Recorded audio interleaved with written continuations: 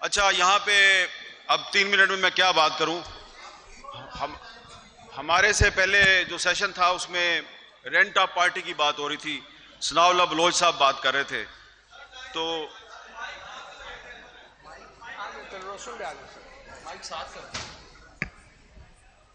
अच्छा, ये television media भी, we do have some television cameras and their microphones, so therefore request Ahmed Mir साहब। जी बहुत बहुत शुक्रिया। इससे पहले जो सेशन था उसमें सनाउल्लाह बलोच साहब बात कर रहे थे रेंट ऑफ पार्टी। तो बात तो उन्होंने बड़ी अच्छी की। आजकल पाकिस्तान में सब कुछ रेंट पे चलता है और सिर्फ पार्टियां रेंट पे नहीं है, मीडिया हाउसेस भी रेंट पे चलते हैं, जर्नलिस्ट भी रेंट पे चलते हैं, लॉयर्स भी रेंट पे चलते हैं, सारे रेंट पे हैं। लेकिन वो जो आप बात कर रहे थे ना बलोच साहब के जेन्युइन डेमोक्रेसी होनी चाहिए, और फिर आपने कहा कि लोग जो हैं वो पार्टियां बदल लेते हैं, उनकी असल पार्टी एक ही होती है। तो मैं सोच रहा था कि कितने सच्चे आदमी हैं आप, कि आपकी पार्टी में भी ऐसे बहुत से लोग हैं जो कभी काफ लीग में होते हैं, कभी नून लीग में होते हैं, फिर आपकी पार्टी में आ जाते हैं। और नहीं ये भाई उन्होंने अच्छी बात किया, मैं तो अप्रिशिएट कर रहा हूं ना। और अभी ये जो बलूचिस्तान में नई हुकूमत बनी है, इसमें जो कैबिनेट आई है, आप देखें कि उस कैबिनेट में जो मिनिस्टर साहिबान हैं, यही मिनिस्टर जो है इससे पिछली हुकूमत में भी मिनिस्टर थे, वो उससे पिछली हुकूमत में भी मिनिस्टर थे, उससे पिछली हुकूमत में भी मिनिस्टर थे।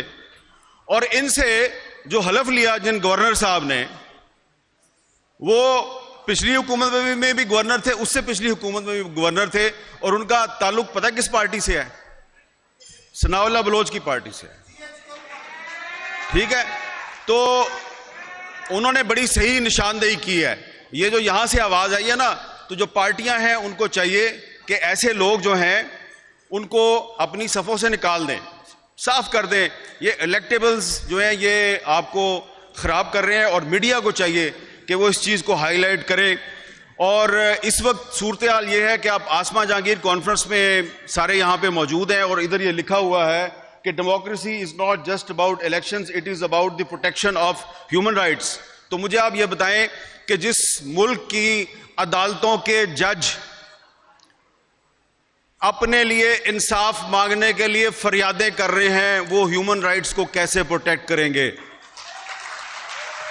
और सिर्फ जज साहिबान जो है वो प्रोटेक्शन नहीं मांग रहे, अपनी आजादी का तहफ़्फ़ुज़ नहीं मांग रहे, हर कोई जो है वो अपना तहफ़्फ़ुज़ मांग रहा है।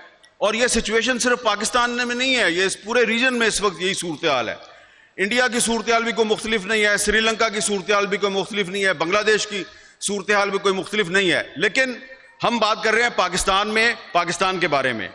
तो यहां पर इस वक्त जिस आइन की बालादस्ती की यहां पे बात हो रही है, ये आपको मानना पड़ेगा, मानो या ना मानो। आइन पाकिस्तान को यहां पर तकरीबन गैर मुअस्सर कर दिया गया है। आप जिस आइन के तहफ़्फ़ुज़ की बात कर रहे हैं वो पहले से गैर महफूज है। उसकी वायलेशन सिर्फ गैर सियासी लोग नहीं करते, सियासी लोग भी करते हैं। और अब पाकिस्तान का मीडिया, हम जैसे लोग जो कहते थे जी कि आइन अगर उस पर अमल दरामद हो तो सारे मसले हल हो जाएंगे, अब हमें लगता है कि आइन तो खुद तहफ़्फ़ुज़ मांग रहा है। और क्योंकि मैं सहाफ़ी हूं तो मैं तो सहाफ़ियों की बात करूंगा। जितने गैर महफूज पाकिस्तान के सहाफ़ी इस दौर में हैं, कभी नहीं थे इससे पहले। आप देखें कि इस मुल्क की सुप्रीम कोर्ट ने एक सहाफ़ी अरशद शरीफ के कत्ल पर अज़ खुद नोटिस लिया। क्या हुआ? सुप्रीम कोर्ट के चीफ जस्टिस ने अज़ खुद नोटिस लिया, कुछ भी नहीं हुआ।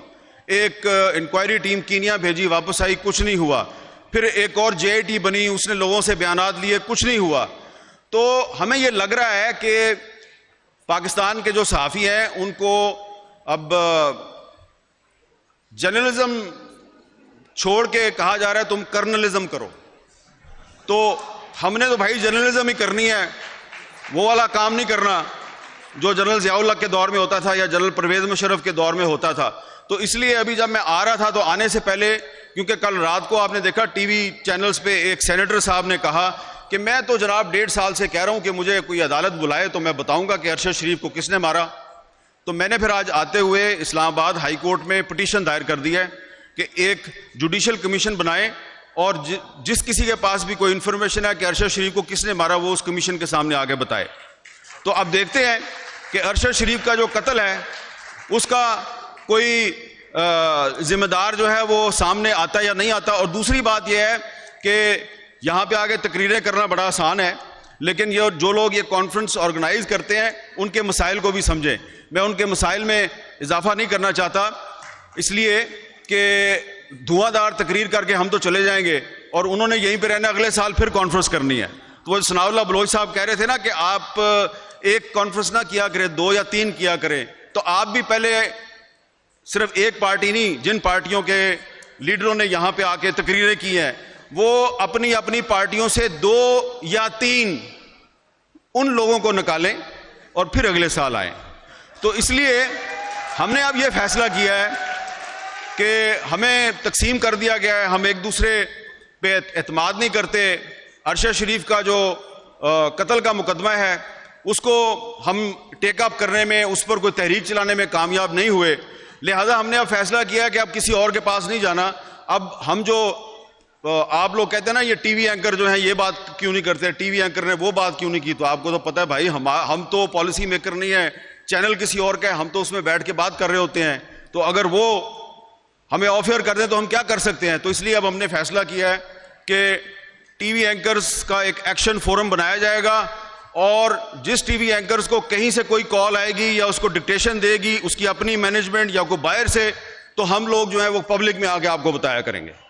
तो इसके अलावा हम कुछ नहीं कर सकते, ठीक है। साफ कर दें, ये इलेक्टेबल्स जो है ये आपको खराब कर रहे हैं और मीडिया को चाहिए कि वो इस चीज़ को हाईलाइट करे। और इस वक्त सूरत हाल ये है कि आप आसमा जहांगीर कॉन्फ्रेंस में सारे यहाँ पे मौजूद हैं और इधर ये लिखा हुआ है कि democracy is not just about elections, it is about the protection of human rights. तो मुझे आप ये बताएं कि जिस मुल्क की अदालतों के जज अपने लिए इंसाफ मांगने के लिए फरियादें कर रहे हैं, वो ह्यूमन राइट्स को कैसे प्रोटेक्ट करेंगे। और सिर्फ जज साहिबान जो है वो प्रोटेक्शन नहीं मांग रहे, अपनी आज़ादी का तहफ़्फ़ुज़ नहीं मांग रहे, हर कोई जो है वो अपना तहफ़्फ़ुज़ मांग रहा है। और ये सिचुएशन सिर्फ पाकिस्तान में नहीं है, ये इस पूरे रीजन में इस वक्त यही सूरत हाल है। इंडिया की सूरत हाल भी कोई मुख्तलिफ नहीं है, श्रीलंका की सूरत हाल भी कोई मुख्तलिफ नहीं है, बांग्लादेश की सूरत हाल भी कोई मुख्तलिफ नहीं है, लेकिन हम बात कर रहे हैं पाकिस्तान में, पाकिस्तान के बारे में। तो यहाँ पर इस वक्त जिस आइन की बालादस्ती की यहाँ पे बात हो रही है, ये आपको मानना पड़ेगा, मानो या ना मानो। आइन पाकिस्तान को यहाँ पर तकरीबन गैर मुअस्सर कर दिया गया है। आप जिस आइन के तहफ़्फ़ुज़ की बात कर रहे हैं वो पहले से गैर महफूज है, उसकी वायलेशन सिर्फ गैर सियासी लोग नहीं करते, सियासी लोग भी करते हैं।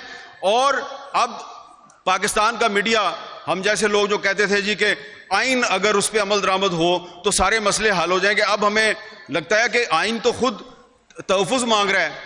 और क्योंकि मैं सहाफ़ी हूं तो मैं तो सहाफ़ियों की बात करूंगा। जितने गैर महफूज पाकिस्तान के सहाफ़ी इस दौर में हैं, कभी नहीं थे इससे पहले। आप देखें कि इस मुल्क की सुप्रीम कोर्ट ने एक सहाफ़ी अरशद शरीफ के कत्ल पर अज़ खुद नोटिस लिया। क्या हुआ? सुप्रीम कोर्ट के चीफ जस्टिस ने अज़ खुद नोटिस लिया, कुछ भी नहीं हुआ। एक इंक्वायरी टीम कीनिया भेजी, वापस आई, कुछ नहीं हुआ। फिर एक और JIT बनी, उसने लोगों से बयानात लिए, कुछ नहीं हुआ। तो हमें यह लग रहा है कि पाकिस्तान के जो सहाफ़ी हैं उनको अब जर्नलिज्म छोड़ के कहा जा रहा है तुम कर्नलिज्म करो। तो हमने तो भाई जर्नलिज्म ही करनी है, वो वाला काम नहीं करना जो जनरल ज़ियाउल हक के दौर में होता था या जनरल परवेज़ मुशर्रफ के दौर में होता था। तो इसलिए अभी जब मैं आ रहा था तो आने से पहले, क्योंकि कल रात को आपने देखा टीवी चैनल्स पे एक सेनेटर साहब ने कहा कि मैं तो जनाब 1.5 साल से कह रहा हूं कि मुझे कोई अदालत बुलाए तो मैं बताऊंगा कि अरशद शरीफ को किसने मारा। तो मैंने फिर आज आते हुए इस्लामाबाद हाई कोर्ट में पिटीशन दायर कर दी है कि एक जुडिशल कमीशन बनाए और जिस किसी के पास भी कोई इंफॉर्मेशन है कि अरशद शरीफ को किसने मारा वो उस कमीशन के सामने आगे बताए। तो अब देखते हैं कि अरशद शरीफ का जो कत्ल है उसका कोई जिम्मेदार जो है वो सामने आता या नहीं आता। और दूसरी बात यह है कि यहाँ पे आगे तकरीरें करना बड़ा आसान है, लेकिन ये जो लोग ये कॉन्फ्रेंस ऑर्गेनाइज करते हैं उनके मसाइल को भी समझें। मैं उनके मसाइल में इजाफा नहीं करना चाहता, इसलिए कि धुआंधार तकरीर करके हम तो चले जाएंगे और उन्होंने यहीं पे रहना, अगले साल फिर कॉन्फ्रेंस करनी है। तो वो सनाउल्लाह बलोच साहब कह रहे थे ना कि आप एक कॉन्फ्रेंस ना किया करें, 2 या 3 किया करें। तो आप भी पहले सिर्फ एक पार्टी नहीं, जिन पार्टियों के लीडरों ने यहां पे आके तकरीरें की हैं, वो अपनी अपनी पार्टियों से 2 या 3 उन लोगों को निकालें और फिर अगले साल आए। तो इसलिए हमने अब यह फैसला किया है कि हमें तकसीम कर दिया गया है, हम एक दूसरे पे एतमाद नहीं करते। अरशद शरीफ का जो कत्ल का मुकदमा है उसको हम टेकअप करने में, उस पर कोई तहरीक चलाने में कामयाब नहीं हुए, लिहाजा हमने अब फैसला किया कि अब किसी और के पास नहीं जाना। अब हम जो आप लोग कहते हैं ना ये टीवी एंकर जो है ये बात क्यों नहीं करते, टीवी एंकर ने वो बात क्यों नहीं की, तो आपको तो पता है भाई हम तो पॉलिसी मेकर नहीं है, चैनल किसी और का है, हम तो उसमें बैठ के बात कर रहे होते हैं। तो अगर वो हमें ऑफर कर दें तो हम क्या कर सकते हैं। तो इसलिए अब हमने फैसला किया है कि टीवी एंकर्स का एक एक्शन फोरम बनाया जाएगा और जिस टीवी एंकर्स को कहीं से कोई कॉल आएगी या उसको डिक्टेशन देगी उसकी अपनी मैनेजमेंट या कोई बाहर से, तो हम लोग जो है वो पब्लिक में आके आपको बताया करेंगे। तो इसके अलावा हम कुछ नहीं कर सकते। ठीक है, बतीउल्लाह जान साहब खड़े हो गए हैं, लिहाजा मैं अपनी सीट पे वापस आ रहा हूं।